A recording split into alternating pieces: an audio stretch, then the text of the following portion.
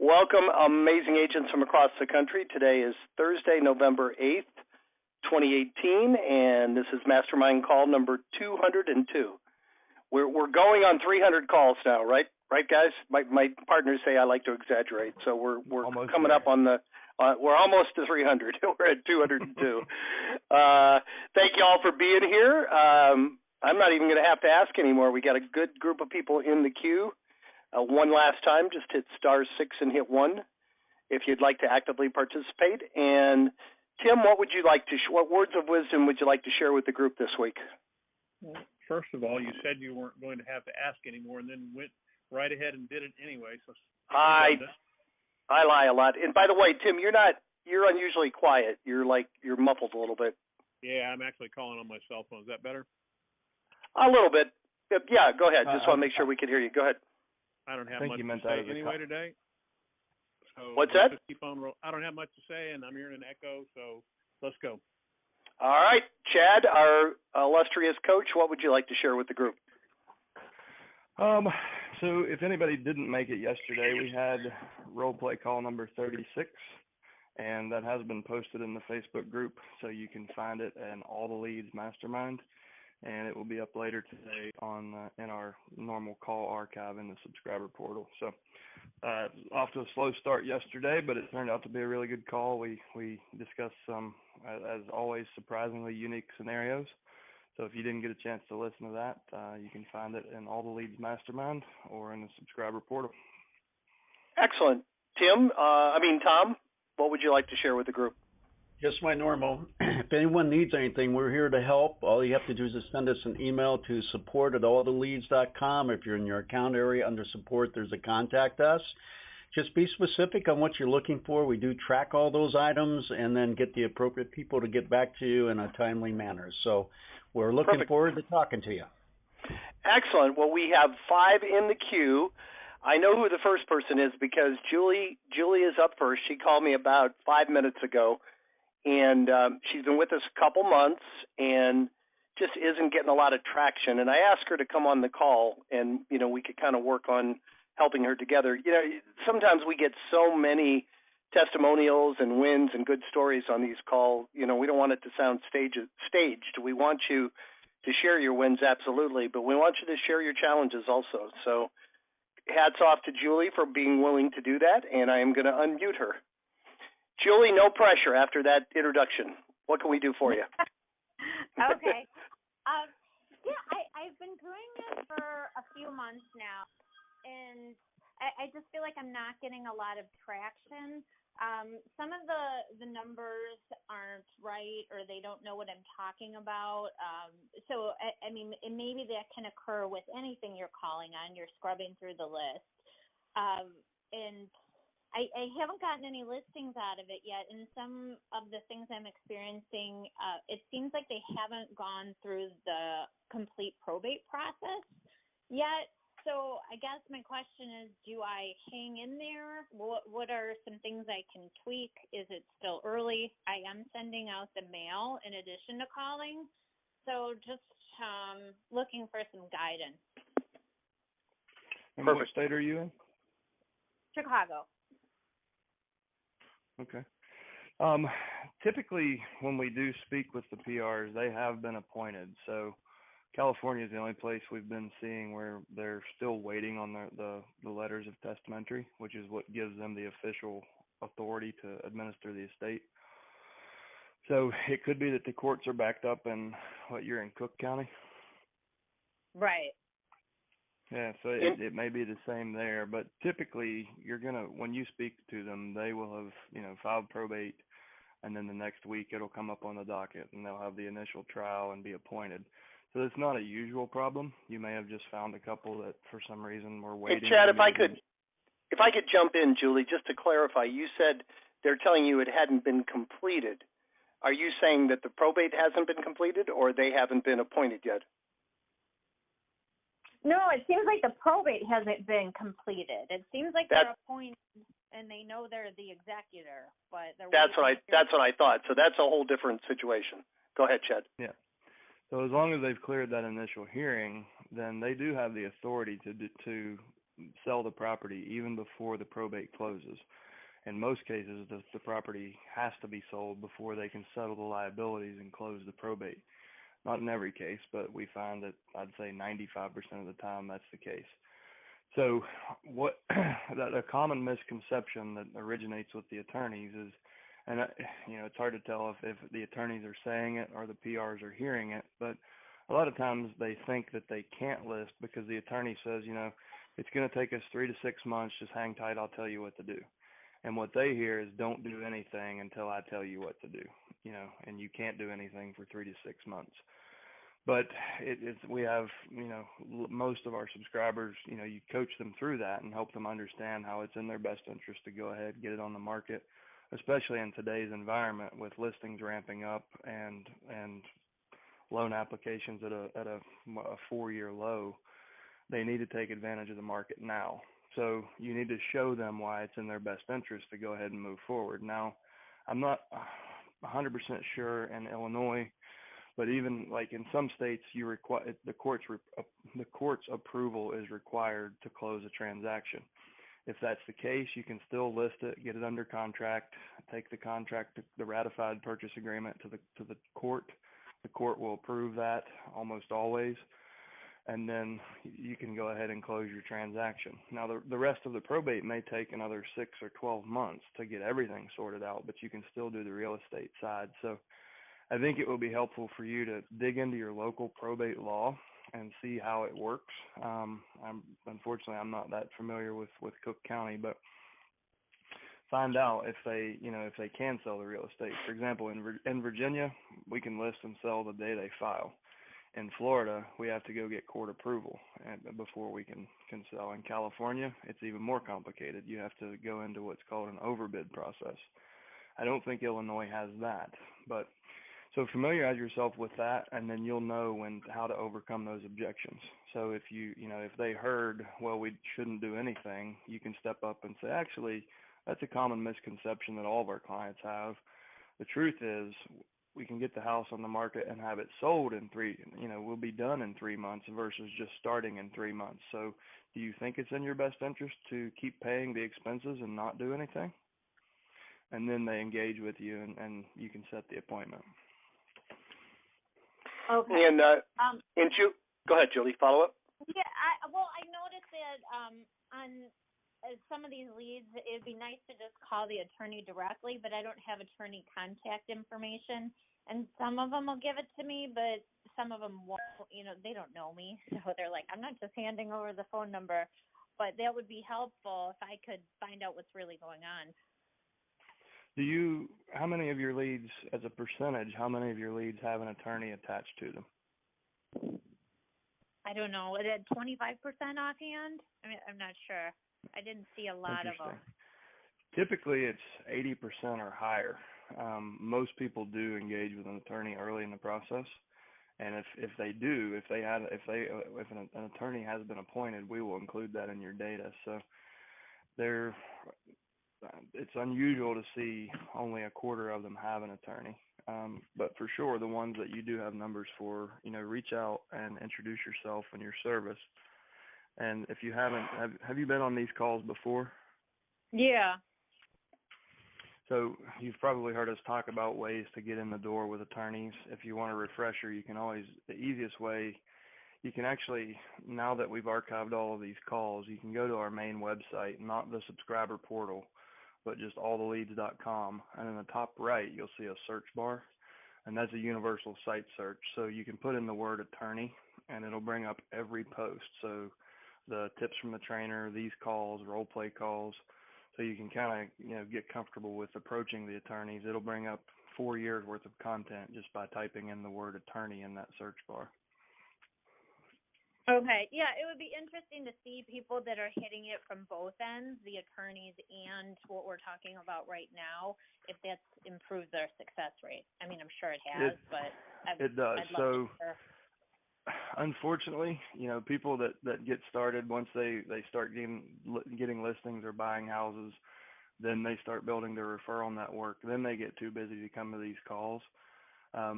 We've got some case studies that I have backlogged that you'll get to hear from some of those folks that have kind of fully built this out. But so we don't have a whole lot of folks. I mean, we every once in a while we have people come on that have had success, but most of our veterans, the people that stick with it for more than 6 months, are typically getting as many deals from the attorneys as they are from the marketing efforts. So you can really get the most out of it by getting to know those attorneys and helping them understand that your offer is much bigger and much different than anyone else in town. Okay. Thanks. And Julie, I just wanted to add 2 things real quick. The phone numbers, we get some of the court records have phone numbers, most of them don't. We supplement the phone numbers. So, we always say that we think our phone numbers are about 80% accurate. Our subscribers tell us when they call all 3 or 4 phone numbers, better than 90% of the time they get a hold of someone. But you are going to get wrong phone numbers. If somebody says, I don't know what you're talking about, it's probably a common name. John Smith in Schenectady, New York, there's probably more than one. So we're probably going to give you 1 or 2 John Smiths that is not the executor. So they're not necessarily wrong phone numbers. They're just additional phone. We give you as many phone numbers as we can find for that person. Most of the time, the first one will be accurate, but there will be times when you'll get some that belong to somebody else with a similar name. And the other thing I really wanted to encourage you, these leads are much different than FSBOs and are expired. With a FSBO or an expired, I mean, if you don't get a hold of them and get the listing within a week, it's probably listed with someone else. Probate leads have extraordinary shelf life. They really do. And we hear from our agents all the time who will periodically go back and call leads that are 6 months old and get deals from them, because it's an emotional process, and some people take immediate action. Some people, even after the probate's completed, they still are not quite ready to part with the property yet. It could take them up to a year. So don't be too concerned that you didn't get immediate traction. We have people in these calls every week that, I got my first set of leads and I got 3 deals, but that doesn't happen to everybody. We have just many people in your situation where it takes them a few months to really get some traction.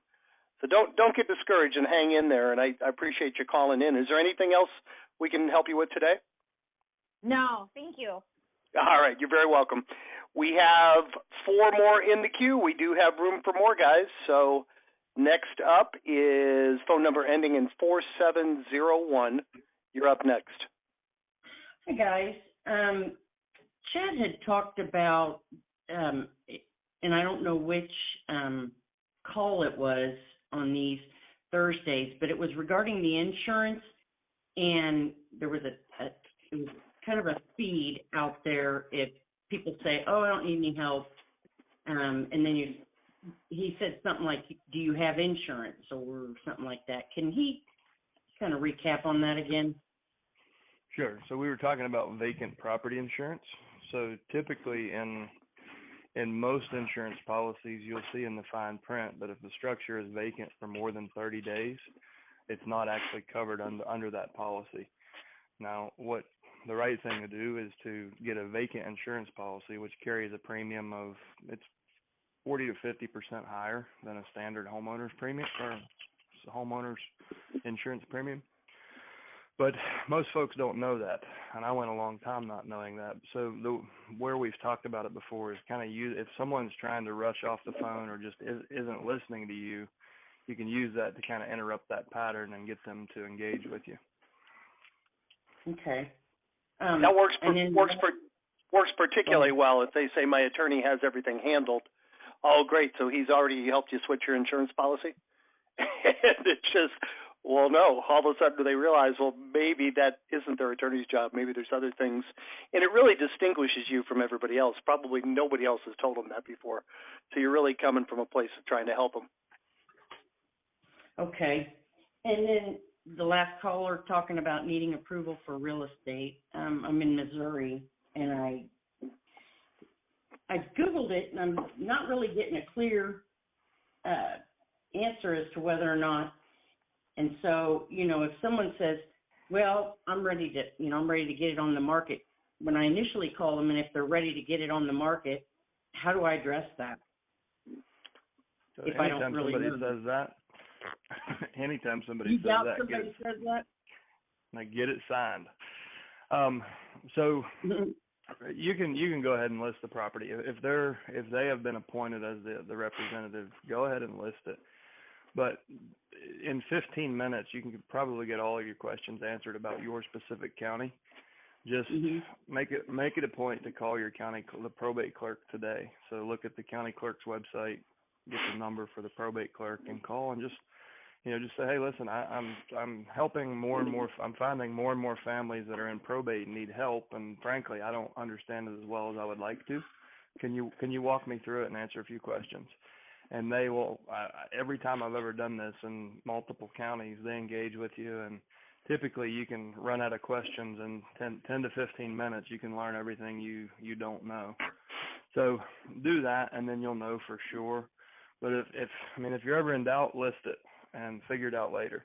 Like, for example, if you didn't get a hold of the county clerk and you got a listing this afternoon, I would say go ahead and list it, and your next step should be calling the attorney that's attached to the file.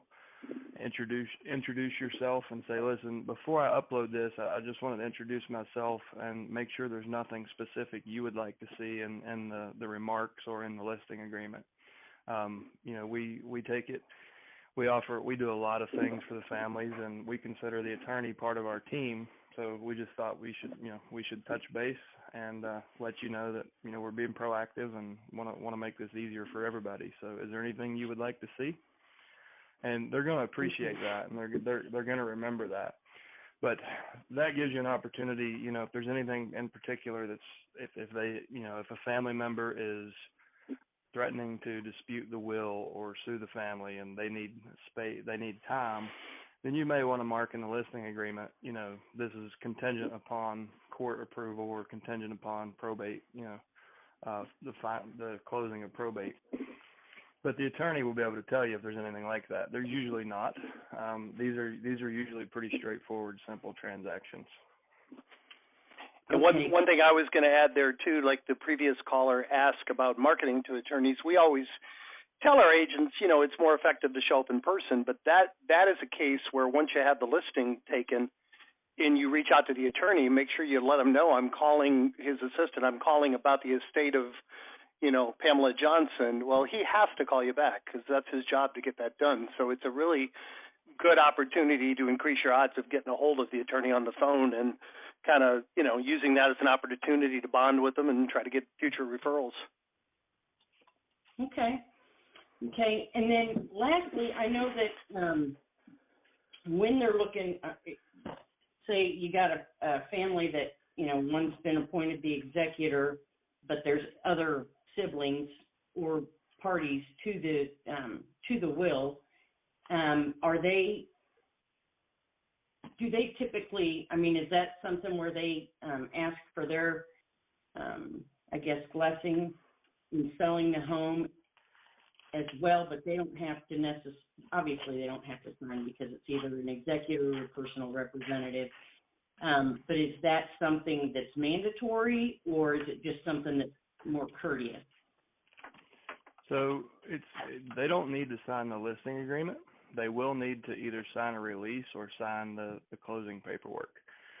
The administrator, so it's important that you include everybody. And the question that I like to ask that I seem to get the best response from is, who do you feel like should be part of these discussions? And that gives them permission to bring in people that aren't part of the family, that aren't on the paperwork, but might have leverage against them, like a spouse.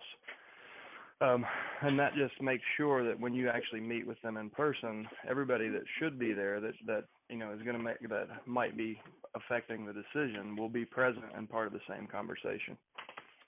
And these are parties that are on the will as well, not necessarily outside of the will. No, that was my point. I give them permission to bring anyone to the table for the conversation, because if they think it's important, if they think that's important, that person needs to be there, then I know they need to be there. Okay. All right. Well, that's all I had, and I appreciate you guys giving me the time. Excellent. Thank you so much. We have 3 more in the queue, and next up is phone number ending in 7687. You're up next. Yeah, hey guys, this is Jeff Chubb up in Boston. Hey, Jeff. So Hey, how are you? So I had my first listing. Yay, went under agreement. All within 30 days. So it Excellent. worked. Yeah. Your first set of leads? Yes, my first set of leads. Excellent. That's great. Thanks for sharing.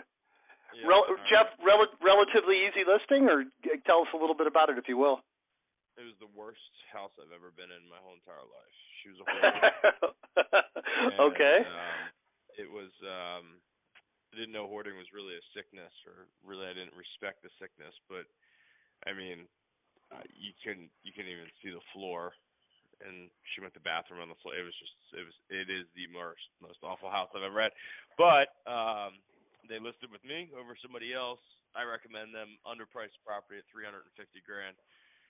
And we went under contract for $480,000, and that's them cleaning everything out. So, yeah. Nice. But I'm gonna do some fun videos with it. Well, a fun video with it, because I only plan on going in there one more time before that sucker sells. But with that property, so I was talking with them and with the sellers, and yeah, we're under agreement. And I said, okay, well, now you're gonna need to go get your license to sell. And from my understanding, we always needed to get a license to sell because, it's like a stamp of approval. The government says perfect. Everybody has their objections to it. It's taking all the liability out of it, right? The attorney is saying no, doesn't need a license to sell. So I was hoping you guys could maybe provide or help me see some light, if you will, in that regards as to the processes that you don't need a license to sell in. So this must be Utah specific, because I've never heard of that, the terminology. This is in Massachusetts. Or Massachusetts, sorry. Yep. Nope, it's all right. So are you saying that every seller has to have a license to sell in Massachusetts? Well, that was my understanding, and I guess I'm obviously wrong, because he said that they can just flip the title over to the two trustees, essentially. Every probate I've ever done before, I needed a license to sell, where the state says, okay, you have a contract there, it looks good, go ahead, you can sell the house now. Now, is that on just a conventional transaction? Is that part of your normal process? No, it's probate specific. Okay, so it goes before the probate court. Like Correct. the county court, not to the state level. Okay. Correct. Well, I mean, the attorney's obviously going to know more than we are. I would, follow his guide, his lead. Well, yeah, no, I mean, I didn't even say another word. Like when he said I was wrong, I was like, all right, that's cool. Yeah. I'm an expert. Yeah. By expert, I mean I've sold more than one, but one since being an expert, if you will. To be an expert, you only need to know more than who you're guiding, right? And you know more than exactly. the PR. But I would trust the attorney's opinion. In states where, like for Florida, I'm clear on that. Like you do need court approval, so you get it under contract, take it to the next court hearing, and the judge will typically always approve it and move forward. Right. Right. I don't think they call it a license to sell in Florida. It's just a court approval of sale. But if he's saying it's not required, then I would go ahead and put it in escrow. And if it's a problem, in escrow. I just figure he said it's not required, so if it's not required, I'm about to find out for real. That's right. Essentially 3 months down the road, if you will. But if not, I can say I told you so. So yeah. Either way, report back. I'd be curious to know, because I've never heard that come up in Massachusetts. So just for our own kind of collective knowledge base, let us know what you find out. Okay. Sounds good. That's all I had, gentlemen. Thank you. And congratulations on quick results. You're the Go ahead. Sorry, go ahead. No, I was going to say you're the opposite of the earlier lady. It was taking her a few months, and we do have people like you that get off to a really strong start, so that's awesome. So the response that was taken from me was a handwritten note, so that was one thing that I might suggest to the first caller, if she's still on the phone, is to write him a handwritten note. So now, was that was your initial contact with them, was the handwritten letter, or was that a follow-up? my initial context is a handwritten letter. My second one that just went out yesterday is one of your letters. So. And with your handwritten letter, was it similar to what we do, or is it more? Tell us about what was your content like? Sure, I can do that. No, I mean my handwritten note was a little bit more, probably lovey-dovey, if you will. Here it is. Sorry, it's firing up here.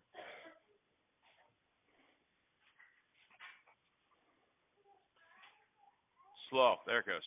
So, dear Aaron, first let me say I'm sorry for your loss. I regrettably know too well how difficult a time this is. My name is Jeff Chubb, and I'm a probate expert focusing on assisting people looking for help navigating the probate process.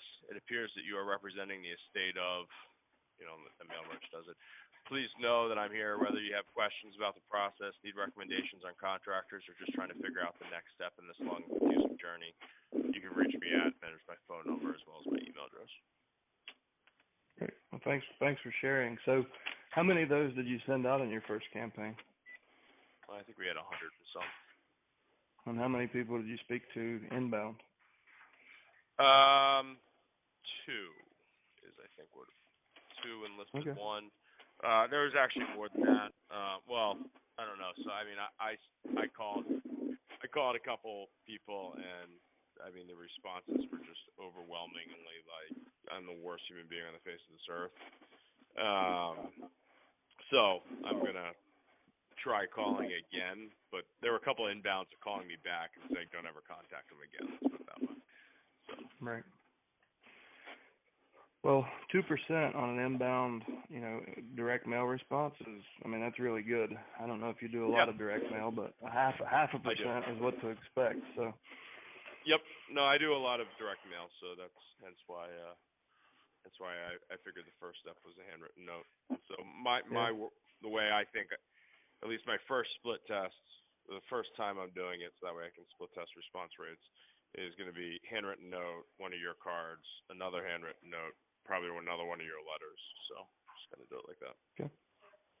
And I was just going to add that's great, Jeff. Thank you. I was just going to add the mail response can vary greatly from different parts of the country. We've got a client in a relatively rural area of Florida that's never picked up the phone that does 20 deals a year just from the mail. And if you're in a competitive market, it might be closer to your experience, Jeff, but guarantee if you follow up with a phone call, you're going to increase your conversion rate. The mail is a great introduction. It's a 1-2 punch that works the best. Well, I might actually have your guys on one of these split tests. I might have your guys actually follow up with the phone call and have a little bit different of a script, and it would be, referring back to the handwritten note, because most likely they're going to remember the handwritten note. So. Yep. Awesome. That's great. Well, I know who's in first place for our win of the week so far. Thank you. Congratulations. All right. You're very welcome. Guys, we the opposite of the problem we've had lately, we only have 2 more in the queue, and we do have plenty of room for more. So pipe in now, hit *6 and hit 1, and you'll still get included on this call. Next up is phone number ending in 5365. You're up next. Hello, this is Masaru from Orange County, California. Yes, sir. I'm new to this process or real estate investing in general, but I haven't subscribed to your service yet because I can't really work because I'm on a student visa. But as soon as I change my status, I'm planning to jump in. But I just wanted to ask a question regarding kind of the approach that I should be making with the sellers when I approach them as a real estate investor. And then I know that many of the leads will end up being listed on MLS by agents. So what should be my approach if many of my the sellers I'll be talking to will end up listing with the agent? How can I add value as an investor? Partner with a really good real estate agent, and then you can find ways to, when you're when you're able to accept it, you can find ways to monetize that. So we cross-train everybody. I mean, it's whether you're a realtor or an investor or both. Many people on this call are, both. But regardless, what we find to work, what is most effective is identifying as you heard Jeff just said, I'm a probate expert in his letter versus I'm a realtor or I'm an investor. The idea there is to differentiate yourself. So we teach everything we teach. You'll hear on all these calls if you've ever listened to any in the past. Create a broad offer that covers every situation the family could be going through, and then they have multiple reasons to think you're the smartest guy ever, right?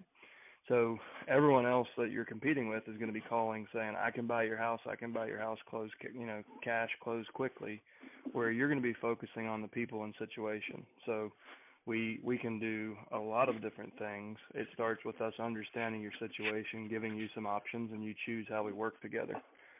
So that's the approach that is most effective. It's not, everybody has their own way of doing it, but the key there is not narrowing yourself down into being a single solution provider, but having a solution for everything, including stuff that you can't directly monetize. Knowing that you help the family, it comes back to you.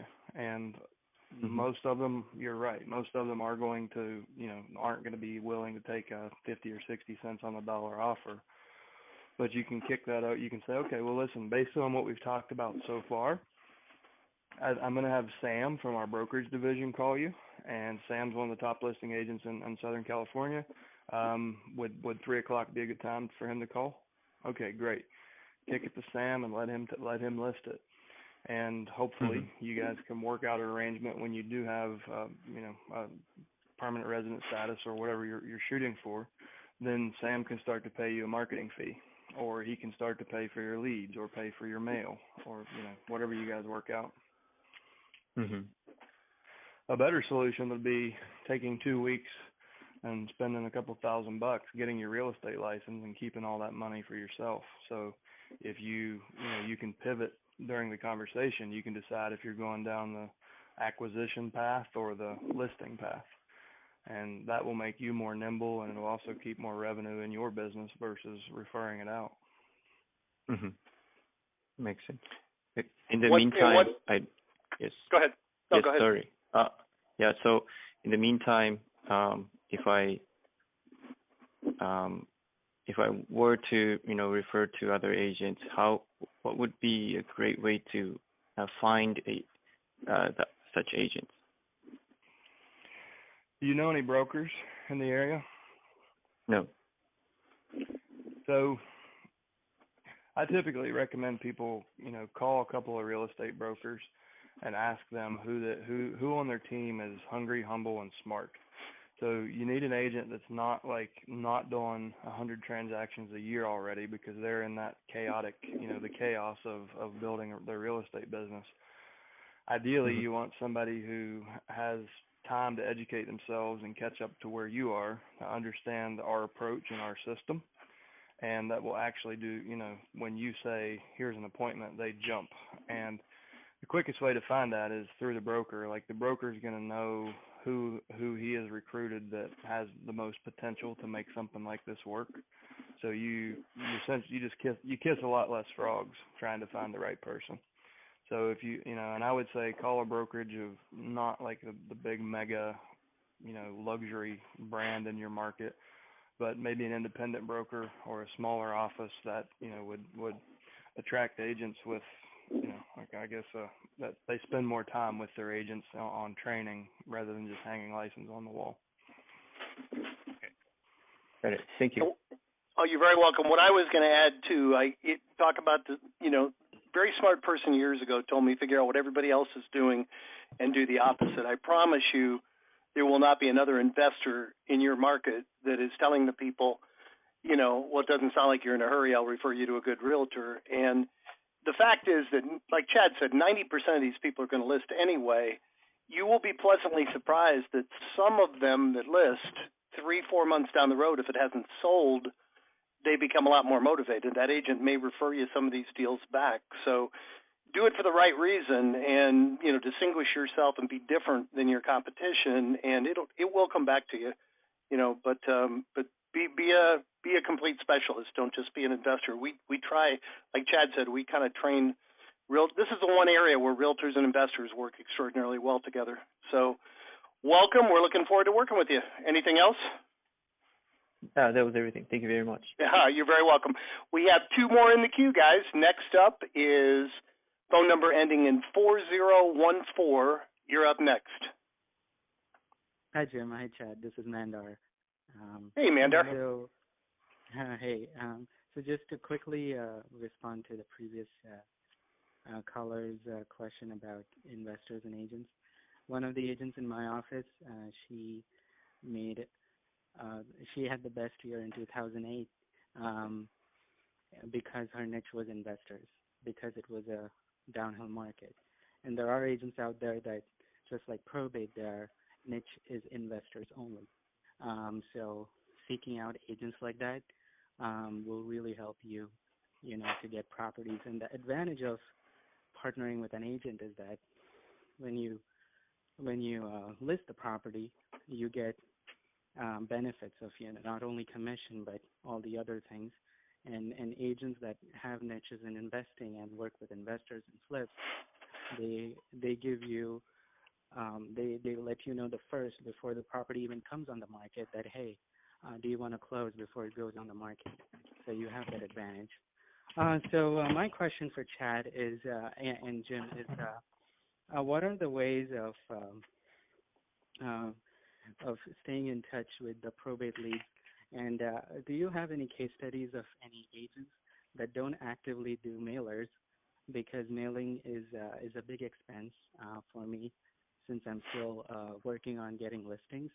And how many times do you call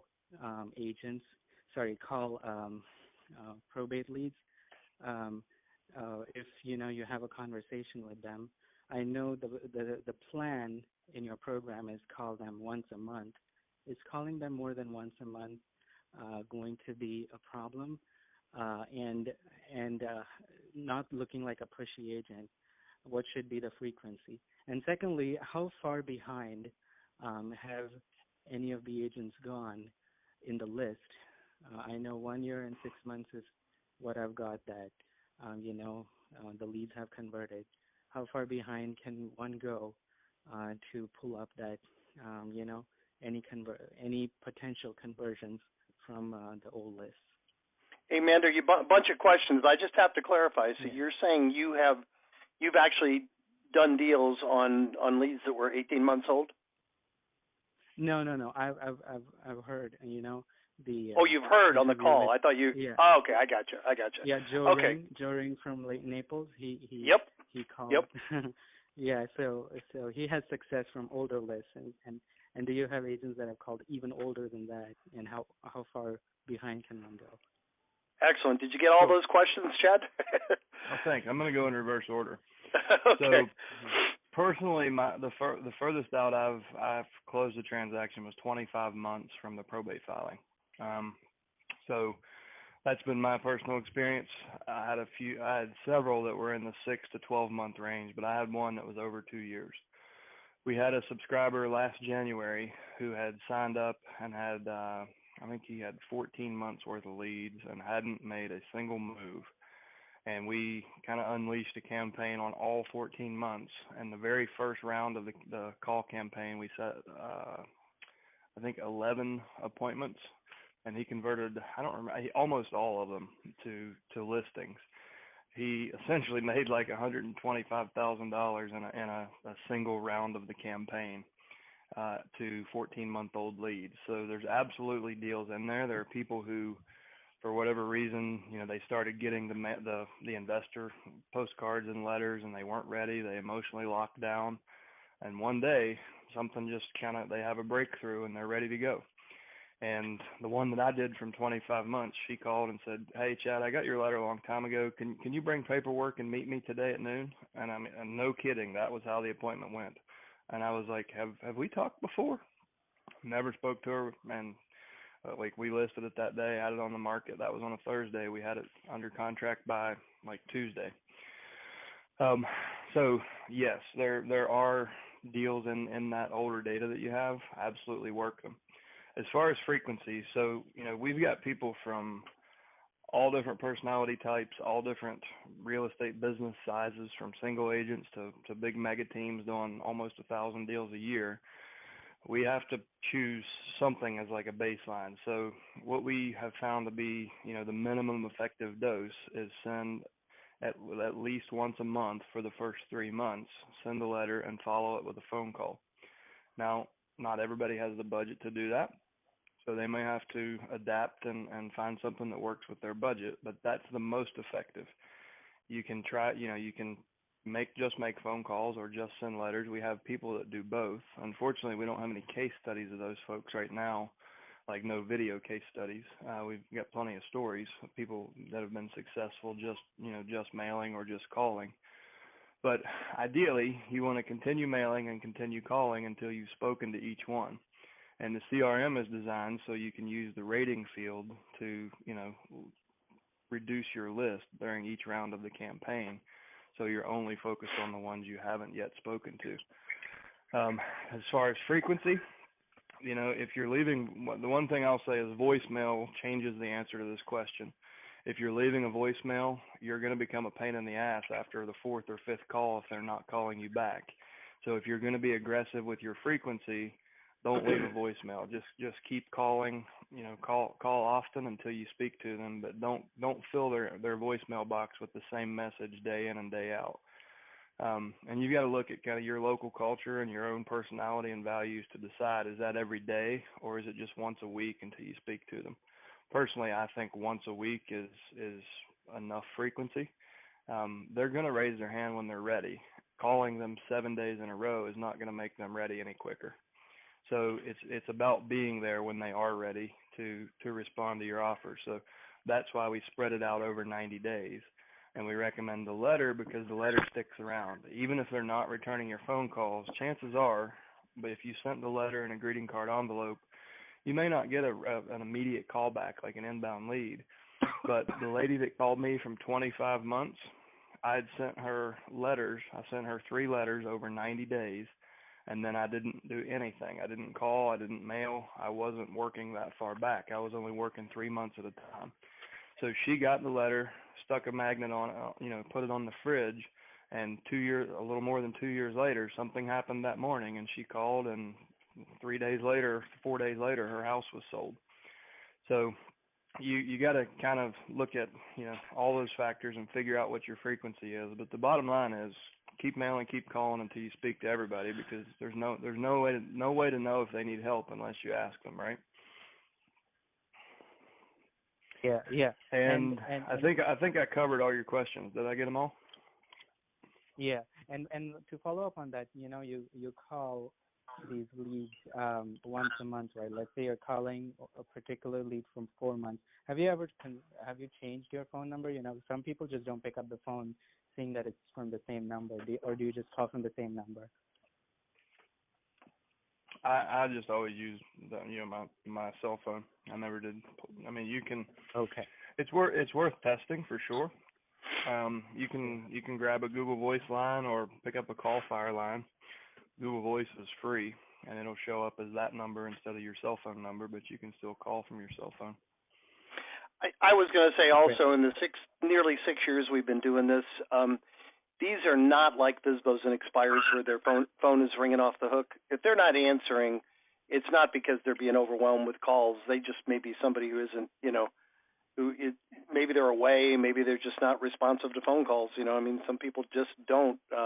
They let their voicemail fill up before they return it. But I don't think changing your number is going to make a big difference. They're probably not going to getting so many calls that they're purposely avoiding you. There's probably just, they're either not ready to deal with it or they just aren't real responsive to phone calls. That happens. But I would keep trying, and I don't think I'd worry too much about a different phone line. Okay, thank you. All right. Thanks for all right, you're very welcome. We have 3 more in the queue, and we're going to shut it off so we can be done right on the hour. Next up is phone number ending in 9139. You're up next. Good morning. This is Richard Rue. I'm with Keller Williams Realty in Mission Viejo, Orange County. Yes, sir. So I was responding to the gentleman a couple of calls back that is interested in working in Orange County. Just to give him some information of options. I work with well over 100 different investors.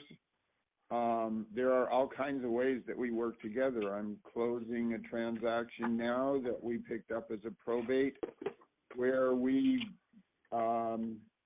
fully shared the liability and the return on investment. We bought a property for $400,000. We're closing it at $650,000 next week. Nice, very nice.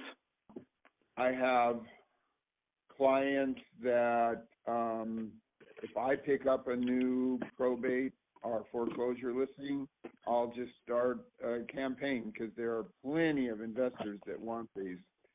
The last one of these I did, I had 8 offers in 24 hours for the seller of the property.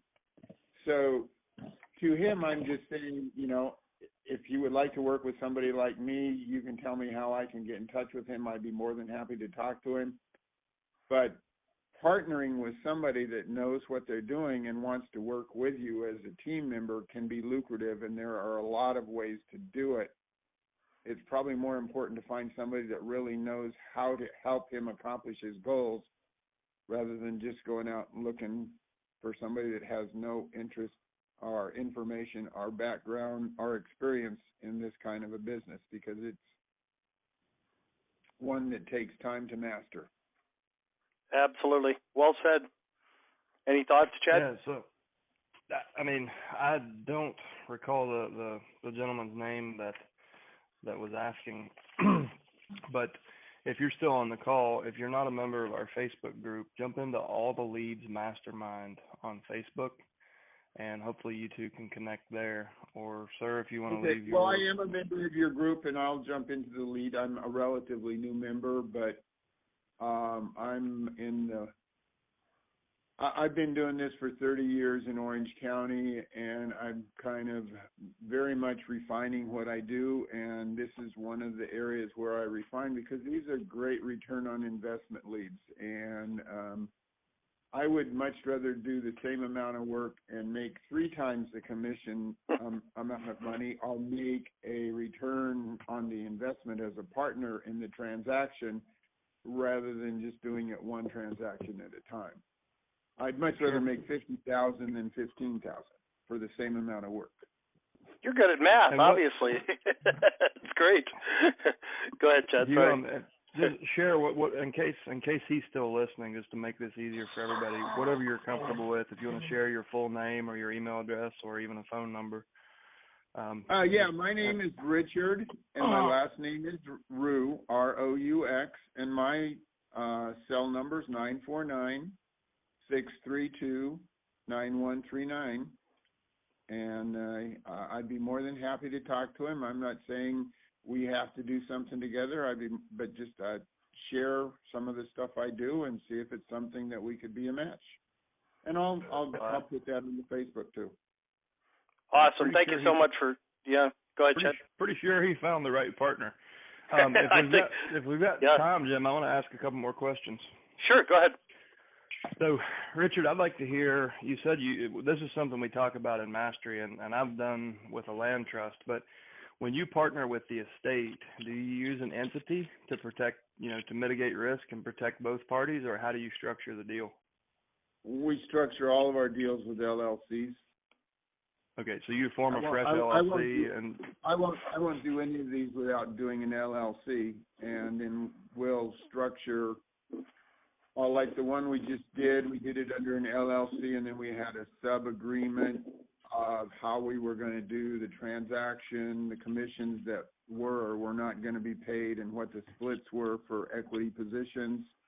I found the deal. I've been involved in the process throughout the whole thing, both technical and advising, and basically made $2,000 in commissions, but I'm a 50% split partner. So I'm looking at a paycheck of about $50,000 or $60,000 next week. Awesome. So now, did you guys roll the asset into did you title the real estate in the LLC's name before starting, or did you just form the LLC and address that in the operating agreement? We purchased it in the LLC's name. Okay. And then your company, whoever held your interest in the LLC held 50% of the shares, and then the family held the other 50% of the shares, correct? No, in this one, we didn't actually have the family involved. This was an investor and myself. Okay. But if in fact we're going to do it with the family, we kind of look at what they will or won't do. Sometimes we'll just leave it in the family's name and put together an agreement. But yeah, obviously you want to have some real strong caveats so that at the end you have access to getting paid out of it. So, Right. I mean, we won't do it without already having an ironclad listing agreement with a delay of listing, and we'll have a full agreement for the process. And usually we'll try to get on title some way or another, because I mean, usually we're the ones that put the money in because the family likes the idea of making more money and sharing in it. But I mean, like on this one that we just did, if the family had still been in it, I mean, they couldn't come up with $100,000 plus to do all the repairs and make the house saleable. So, and as one gentleman said earlier, it was the lousiest looking house he'd ever been in. Well, get used to that, because more often than not, that's kind of what you usually end up with, is, houses that haven't been well maintained. And I mean, I walked through one house I did with a client in Huntington Beach, where we'd start at the front door and we'd hold our breath, run in, look at something, and run out and take a deep breath because it stunk so bad. I had to use a stage 3 paint respirator in one of mine. And, I didn't have the smell of money is not always pleasant. Yeah. Hey, Richard, I just wanted to go ahead, Chad. Another question? Sorry, Jim, I'll shut up in just a second. One thing I want to leave you with, and you might bounce this off of your investor and the attorney that you use. I've been able to say, if you are rolling where you guys purchased that, titled it in the new LLC name, then flipped it and split profit, explore, and I don't know about in California, but in Virginia, if you use a land trust, your closing costs are way less because you don't have to pay the transfer taxes. So like when I roll an asset into a land trust, I pay $500 for the recording fees and the deed prep and everything. So I can, for $500, I can roll it into a land trust and have everything addressed in there, and you get the added benefit of the anonymity of having it in a trust, and then make obviously your company as a beneficiary, and your real estate attorney is the trustee. So if something would ever happen where but anyways, you can address the finer points with your attorney, but you might look into that for future deals like this. It may save you guys a lot of money on transfer tax. Yeah, I'll look into that. I don't think that's something we can do in California, though. Okay. I'd be interested to know more about exactly how a land trust works. Perfect. Yeah, I've never used one in California, but they're exceptional tools for investing. I've used them quite a bit in Virginia. Okay. And Richard, if you need some help with that, just reach out to us off the call, and we'll be glad to have a private conversation. Look into it, and if you want to get back to us, just send an email. How would I reach out? How would I reach out to you? Just send and Chad, you want direct or to support? What do you prefer? Support will get to me quicker. Support at alltheleads.com. And Richard, we have two more people in the queue, but I just want to make a couple quick comments. Congratulations. And what amazes me, some of our absolutely most stunningly successful subscribers are in the most competitive markets. You're in Orange County, California. Very few places in the country that are more competitive, but you're just a classic example that if you provide enough value and you go, you think outside the box, you effectively eliminate your competition. It doesn't matter how competitive the market is. I mean, you are just thriving in a difficult market. So congratulations. And the other thing you touched on, go ahead. Do you want to say something? No, I was going to say, first off, I was going to say thank you, but I was going to say, you touched on a point earlier, and I want to reiterate it. When you approach these people from the perspective that you want to help them, and your focus is to help them, not to immediately list a property, and you build rapport based on helping them accomplish their goal, you'll find out that that's going to make a lot more sense on your bottom line than just going after getting the listing. Absolutely. And the other point I wanted to make, we hear agents say all the time, I mean, and it amazes us, like I got 100 leads and I only got one listing. One thing you said in the beginning there, look at your ROI. The agents last year that reported back to us averaged about a 1,500% return on their investment. I mean, if you're spending, in your case, if you're spending $500 or even $1,000 and you get $50,000, what's your ROI? It's not an expense; it's an investment, and all that matters is your return on your investment. And I think more agents should look at it like that. So, thank you so much for sharing. I appreciate it. We got to run to our last two callers, thank you very much. Reach out to us off the call, and we'll discuss the trust a little bit more. And the queue is closed, guys. We're going to go just a couple minutes over, but next up is phone number ending in 0230. You're up next. Hi, I'm Mary from Southwest Florida. New to the program. I just got my first list today, and I have a quick question because we're in a second home market. Is the deceased last address the tax address? No. Because they're addresses that aren't in my market. So I'm thinking it's a tax address and it's not the actual property address. So it's simply where they received mail when they passed away. So if they had a second home, if they have a second home in Florida and they passed away in upstate New York, they have to file probate in upstate New York if they have any assets or liabilities there. But they also have to file ancillary probate in Florida. So it's you would see that in either market. Does it designate ancillary probate on this list somewhere, or is it just all probate? It's every one of them are being probated in that county. If it's an out of state, if the PR is out of state and the deceased last known address is out of state, then it's more likely than not an ancillary probate. And it doesn't really change anything. It actually makes them, oftentimes they need your help even more because they are in upstate New York and you're down there and you know the market, they don't. You have the vendors and they don't know where to start.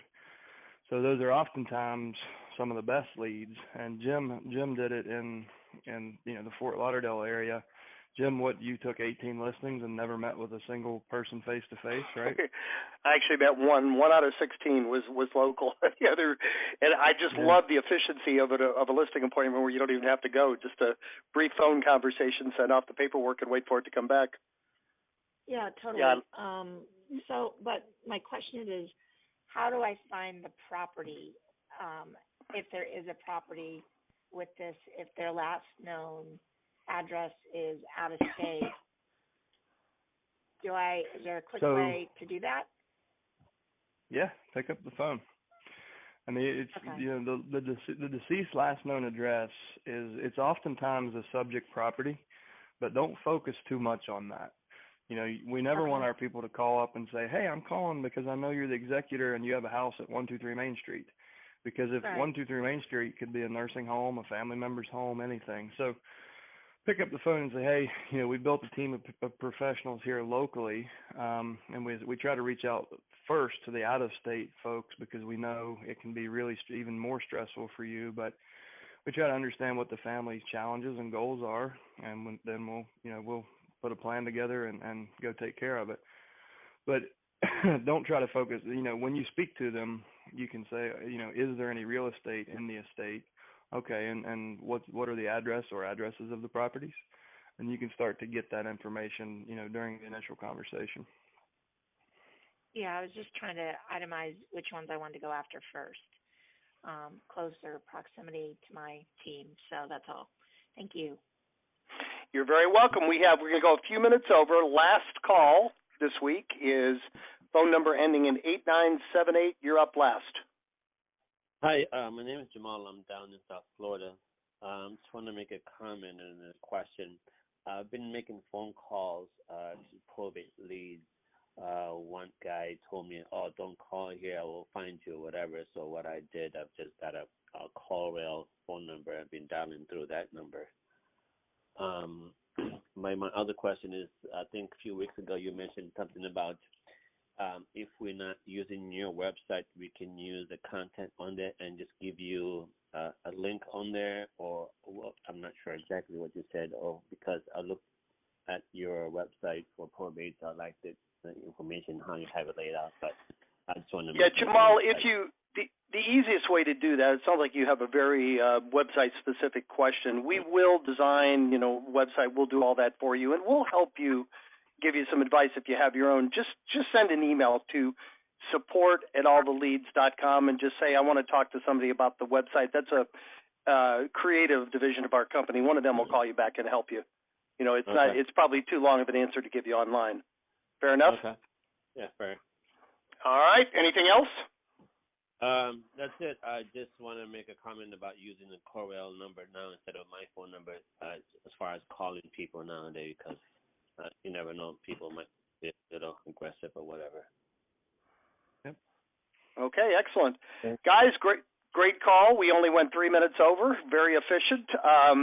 I want to thank all of you for being here today. I always end these calls the same way. Thank you all for taking an hour out of your lives and your schedule to be here. We particularly thank those who participated, especially thank the 2 or 3 people that had a good win to share with us. And I just want to end by challenging each of you. You heard some great stories, some great ideas today. Take one thing, one idea, something that inspired you on this call, go out and put it into practice, and come back next Thursday and share your results with the group.